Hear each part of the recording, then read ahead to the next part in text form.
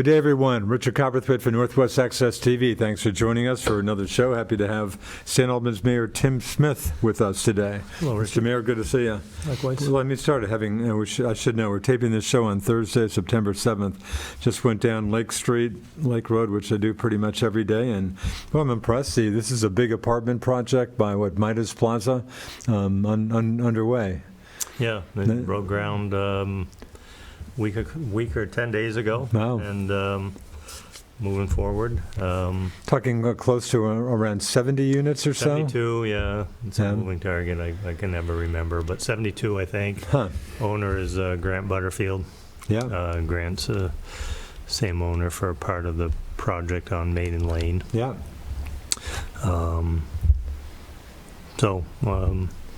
Yeah, that seemed to move along pretty well. Yeah, I mean, you and I have talked about it before. The city's doing their part, right? It sure sounds like it. And I say city. I don't want to take credit for Grant's project, but I mean, we played a role in helping him get to that point. Yeah.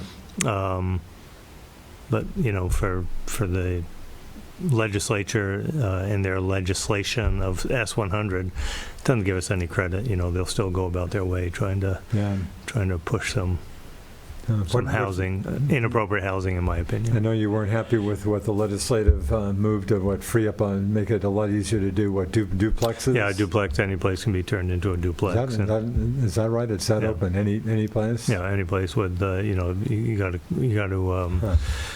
to cover the basis on a couple things like parking and whatnot, and that legislation is just for those communities with municipal water and sewer. Okay. So Fairfield isn't impacted. Swanton will be. City will be. So Georgia will not be.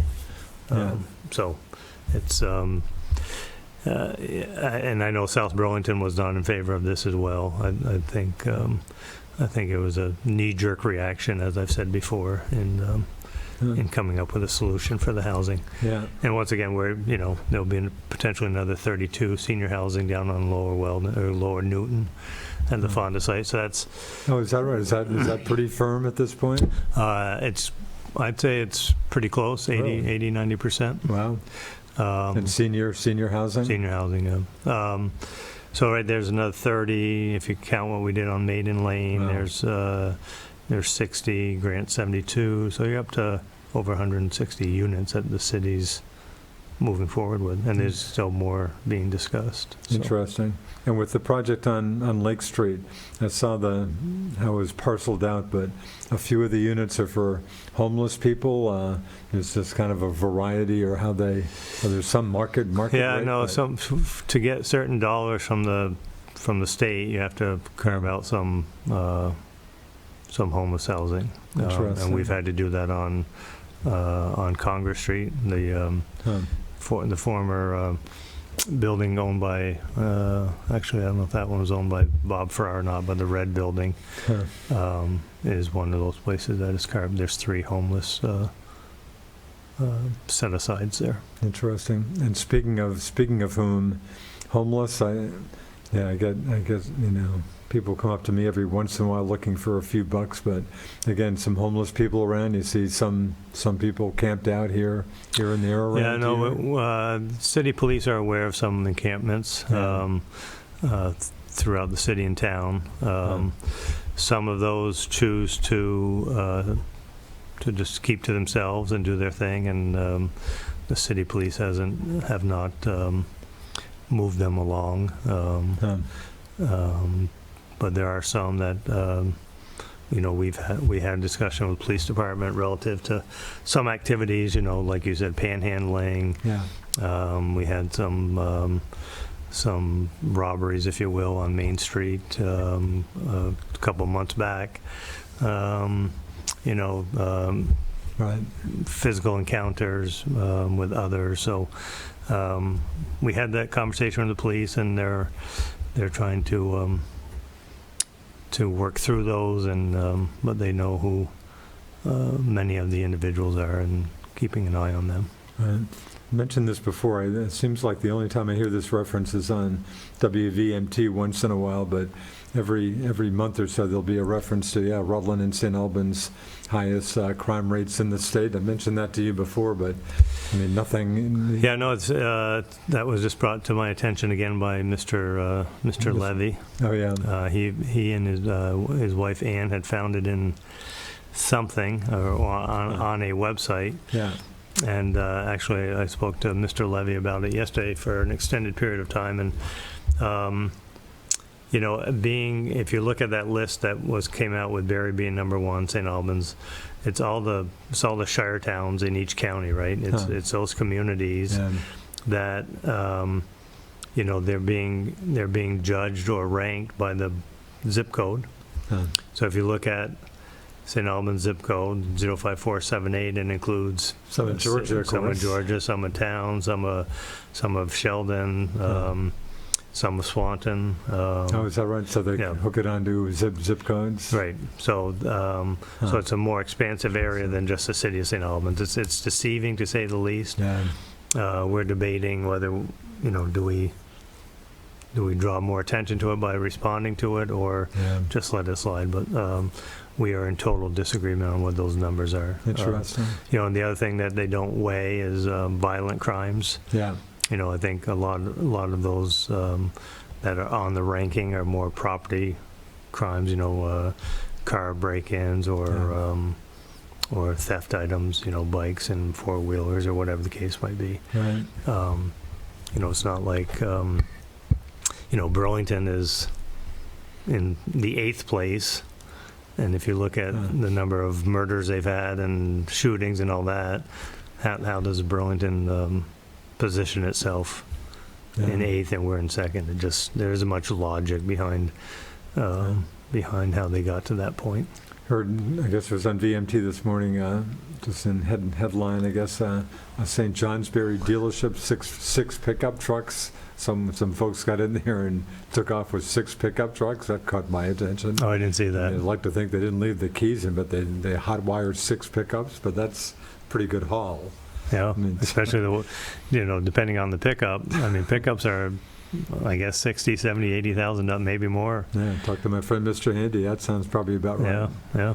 And anyway, so the city, decent. In fact, speaking of Jim Levy, I caught Jim at one of the last Taylor Park concerts a couple of weeks ago. It's good to see Jim. And I did ask him about bus service, and he said one of the issues he's running into, which everybody tell you about it, just staffing issues for those folks and everybody else. But I guess he's still. So that was part of our call yesterday. He called to update me on the Greyhound discussion, and he did reach out to Greyhound. It's still on the schedule. It looks like if we make the new schedule, it's going to be in that I think that November timeframe, if I remember right. But same as what everyone's experiencing. Not enough drivers. Getting to and from different different stops. Yeah. But they will be. They still have St. Albans on the list, and Mr. Levy continues to monitor it closely. Yeah. So. I wish him well. I know he's given that a lot of effort. Yeah, and that makes me think of course, the Amtrak for Monterey in Montreal. In fact, I went down. I've got a D.C. trip coming up, and I'm freaking out a little bit because it's right around into early October, when there sounds like a possible, if not likely, government shutdown. Just what we knew. And my question was, does that affect Amtrak? And I did talk to an Amtrak guy at the station yesterday, and he said not necessarily. And of course, Newell Decker was there, City Councilor Newell Decker, and I said, Newell, I trust you're making progress on getting the Vermonter back to Montreal. And he kind of laughed a little bit, but he sure didn't sound like there was much progress on that going on. I've heard nothing about it. I think Senator Leahy's office was the one that was pushing that forward, and since his retirement, I'm not sure if anyone's picked up that ball. Yeah. But I've heard nothing. I'm hearing nothing either. Of course, on the other side of the lake, the folks over there having struggles with the Amtrak Adirondack. I guess they finally have. I guess that's finally coming back to Plattsburgh on into Montreal, but that's kind of been off and on. But yeah, kind of discouraging situation. But anyway, so decent summer for the city, would you say? Summer was good for the pool and recreation for sure. Yeah. Weather not exactly the weather best. Wasn't the greatest, but we completed some projects. One being the water tower, the water tank up on Congress. Which so that project is done. That's finished. It's not done, but it's phase one is pretty close. Would you say it was an issue with a lot of water that was in the old tank or something? Was there some? No, that was at the sewer plant. So the sludge was being removed. Okay. That had to keep. John Newton, in particular, does a great job putting together. Yep. But a nice place for I think we got either 6 or 8 fall lectures with as many in the spring. I did one. I did nice one last quarters year. For it. Any other? Again, the playground's been, I guess, the newest news at Hardack. Any other plans for any other facilities at this point for Hardack, Tim? No, I think we've talked about a storage unit of some sort. Yeah. Just because of because of all the soccer and lacrosse nets and getting things out of the elements, stuff for the ski hill and all that. So another hockey skating rink, which we've talked about before, is that just totally? Yeah, I haven't heard much about that at all. Yeah. It's not on the front burner for sure. Yeah. I think there's a lot of disarray within the hockey community and where people are playing, and what's happened over the last 4 or 5 years is the loss of the community teams. Oh, really? And more on pay-to-play, select type environments. You still play hockey? I did play last year on Friday nights. Well, good for you. Yeah. So, so I don't see that on the horizon anytime soon. Yeah. The railroad building on Federal Street for sale? Any nibbles on that? I've heard nothing on that. Well, it sounds like that's going to be a tough sell, huh?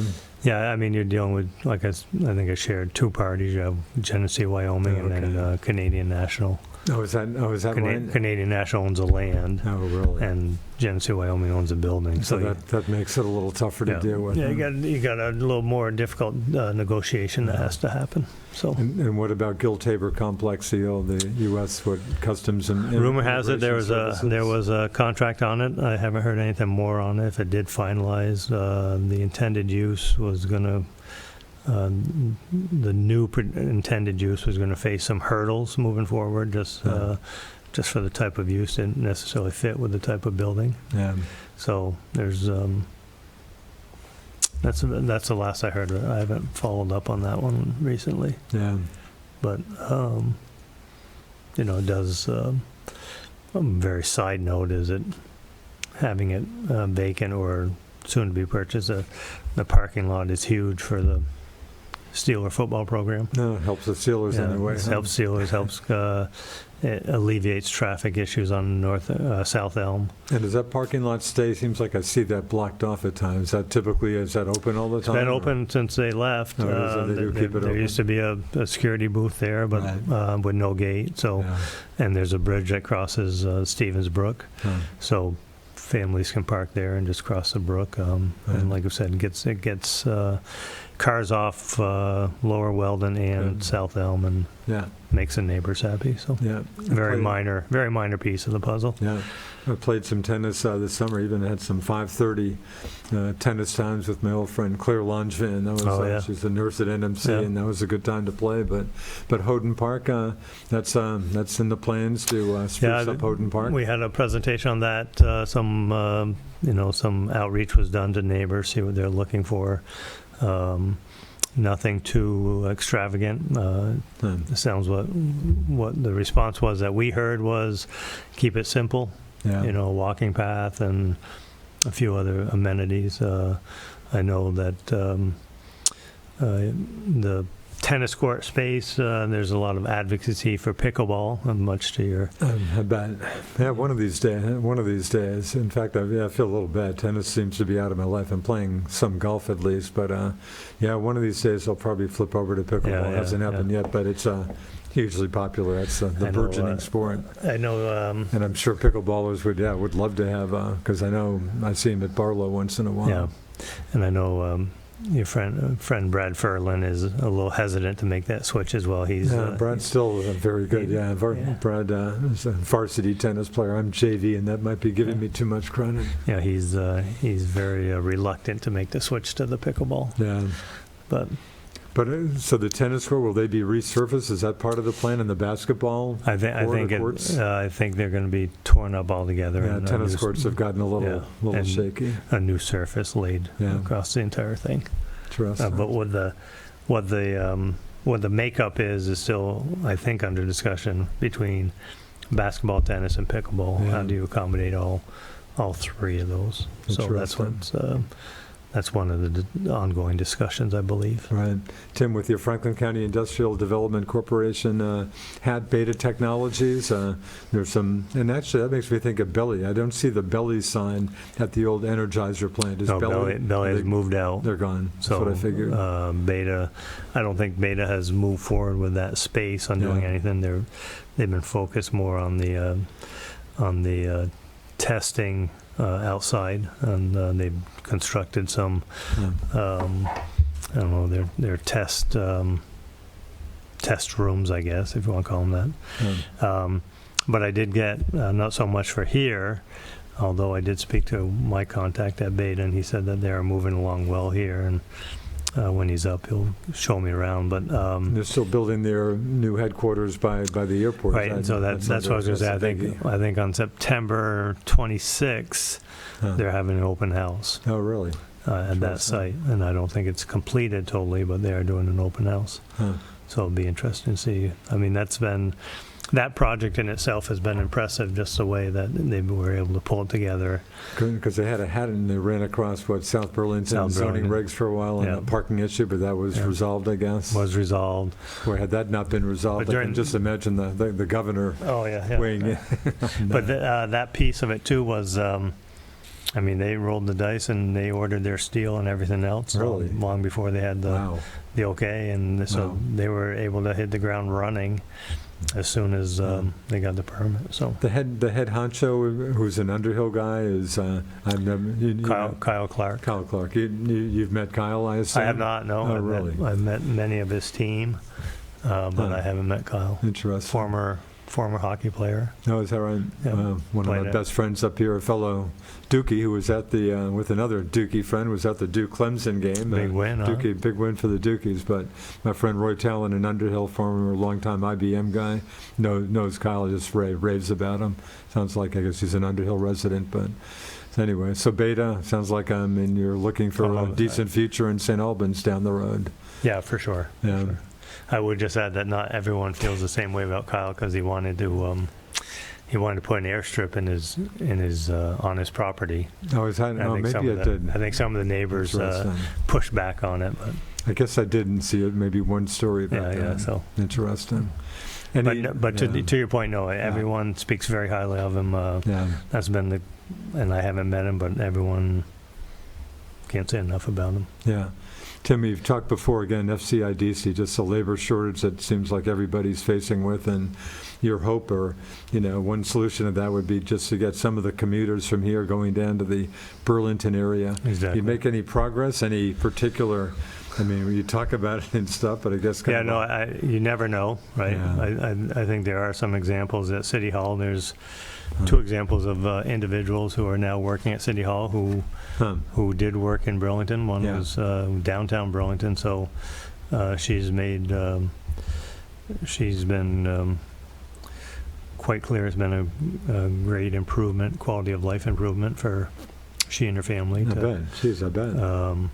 So that's a message we need to get out. But no, we haven't done anything structured by any means to publicize, but we try to talk about it as often as we can and get the word out. But that is it's still an ongoing issue, finding help. And labor shortage, is that issue just as tough as always? No real change in that? Just about everybody out there could use some more help? Yeah, for everyone we talk to. Really? And a lot of similar or common stories where they advertise a position, they get an application in, they interview and make a job offer, and no one responds back, no one shows up for the first day of work, no one, just a lack of a lot of common courtesy type stuff. And that's probably one of the more frustrating pieces for companies or businesses in the area, is that I bet. you go through it's a lot of time and commitment to interview and go through all the whole check background, or references and all that. Yeah. And then Sometimes people just don't even follow, just disappear, don't even show. Yeah, don't even show. It's got to be incredibly frustrating. Or then another story we hear quite often is they do show, and they work half a day, and they go home for lunch, and they never come back. Never come back. And the amount of effort, energy, and time and money it takes to onboard someone, and then have that happening is very frustrating. I mean, there's one company, their HR person resigned and moved on to another job. Yeah.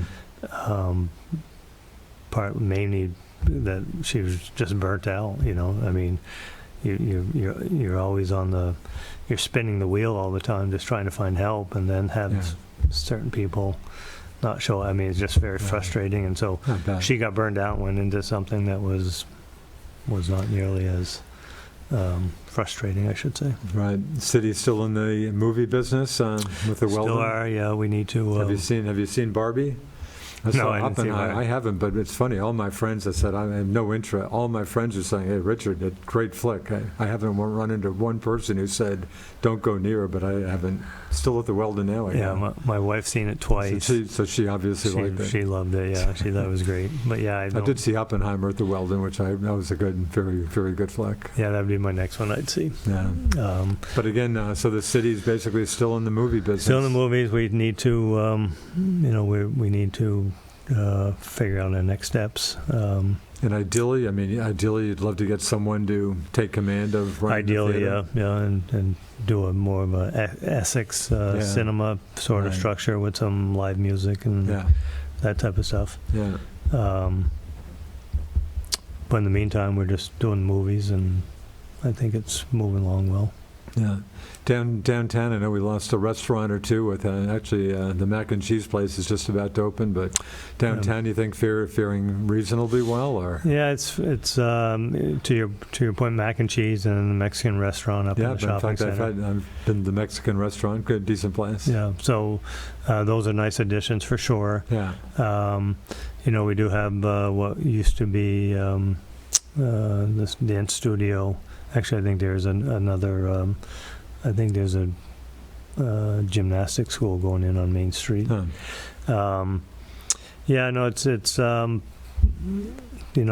you saw the article in the paper, some people think that with the loss of immigration, and that those number of people and a lot of state employees working from home, the traffic isn't what it was. Yeah. But I think tourism is a lot higher. Yeah. As I walk on Main Street, you hear different languages, and as you walk by Twigs or one of those areas. But I think we're big, and everyone I speak to, they love the community, love the way it looks and everything else. So we're still plugging along, trying to, and there are a couple discussions going on for new businesses. Yeah. So. Down to about a minute. City PD trying to gear up again. About 10 months away from taking command in the town, of course. Yep. Moving forward, trying to continue recruiting. You're getting up to the point where to get someone into the police academy, that's 4 months, I think it is. So definitely want to have a number of those people in place beforehand. Yeah. I do know that we were able to hire another social worker.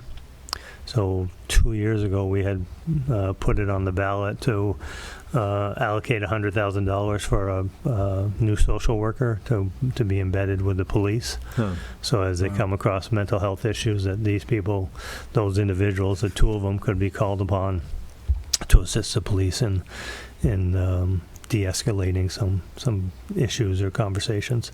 So we're very fortunate, and that was a long time coming. That was that was a year and a half coming. So that's a highlight for the police department. Sounds like a good initiative. On that note, we'll call it a day. Thanks to St. Albans Mayor Tim Smith. Good Thanks, to see you, Richard. Mr. Mayor. Thanks to Alan Cunningham, our producer, for doing the hard work. I'm Richard Cowperthwait. Thanks for watching us here on Northwest Access TV. See you next time.